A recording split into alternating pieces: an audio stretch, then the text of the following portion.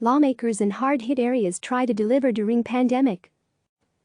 Washington on April 4, Republican Representative Lee Zeldin of New York heard that the Suffolk County stockpile of masks, gowns, face shields and body bags was empty. So that Saturday night, Zeldin tweeted a plea to his followers and within minutes received a response from Jared Kushner, President Donald Trump's son-in-law and senior White House advisor, who asked him about the burn rate of medical supplies for the past 30 days and the expected demand for the next. The next day, Trump announced the administration would send 200,095 masks to the county encompassing much of Long Island, New York, one of the hardest hit by the coronavirus pandemic. I get a phone call from someone who is a nurse at a local hospital, and they're telling me about how they're wearing the same N95 mask for 2 weeks, Zeldin said. There's few things that can possibly motivate me more in my entire time in Congress to deliver a specific item than hearing a story like that. After rushing to pass the largest U.S. economic stimulus in history, rank-and-file members of Congress are serving as the conduit between hospitals and protective medical supplies, the unemployed and their next paycheck, small businesses and the loans they need to survive. The coronavirus pandemic has infected over 400,000 Americans. More than 13,000 have succumbed to the disease.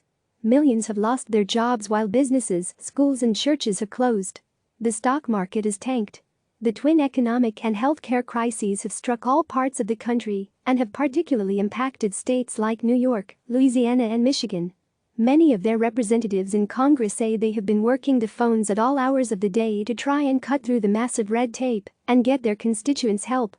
Democratic Representative Kathleen Rice of New York heard of a woman who tried her unemployment insurance line 800 times. Democratic Representative Cedric Richmond of Louisiana heard from a mother wondering whether her daughter with respiratory issues can stay in South Korea.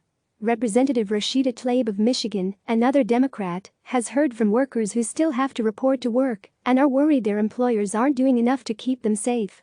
The far-reaching $2 trillion stimulus passed by Congress last month in response to the pandemic provided relief for businesses and American workers impacted by the economic toll of everyday life shutting down. It set aside billions in aid to state and local governments, unemployed workers and small businesses. But lawmakers on both sides of the aisle agree that more will be needed and that implementation of various parts of the law has gotten off to a rocky start. It didn't go far enough, Tlaib said of the stimulus package. This is a crisis that is expanding. Tlaib, whose Detroit area congressional district is one of the poorest in the nation, is worried about first responders getting the supplies and resources they need in communities where budgets were stretched thin even before the coronavirus. Our local firefighters, our local police, and those at the local government level have been saying, "You can't leave us out of any relief packages," she said. Peter King, a Republican who represents another Long Island district, has heard from constituents who have been stuck on hold for hours as they try to apply for unemployment compensation or small business loans. The congressman's office has been working to alert the federal and state government to the issues as residents of his district seek to access the relief. There are going to be startup pains. We have to address them, we can't deny they're there, King said. The pandemic has also hit close to home for lawmakers. Richmond said he knows dozens of people who have tested positive and others who have died. He noted the particular pain those in New Orleans feel for not being able to hold funerals in public. It's how we celebrate life in the transition to the other side, Richmond said. King's district director, Anne, recently lost her father to the virus.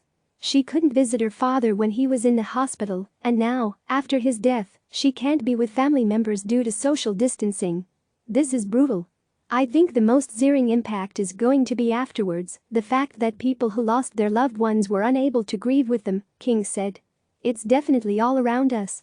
Everyone has an idea on what to do next. Zeldin wants the country to plan for the next pandemic, creating an emergency domestic manufacturing plan so the U.S. can stockpile and be self-reliant in providing protective equipment, ventilators, tests and medicine. Richmond wants the federal government to replenish the state's coffers, decimated by a plunge in tourism and the price of oil. Tlaib wants the next legislative relief package passed by Congress to require the Federal Reserve Bank to bail out local governments to prevent them from falling into bankruptcy. King wants the federal government to protect and shore up pension funds that have taken a hit due to economic fallout from the pandemic. Rice wants increased antibody testing, which could provide a clearer picture of the scope of the outbreak.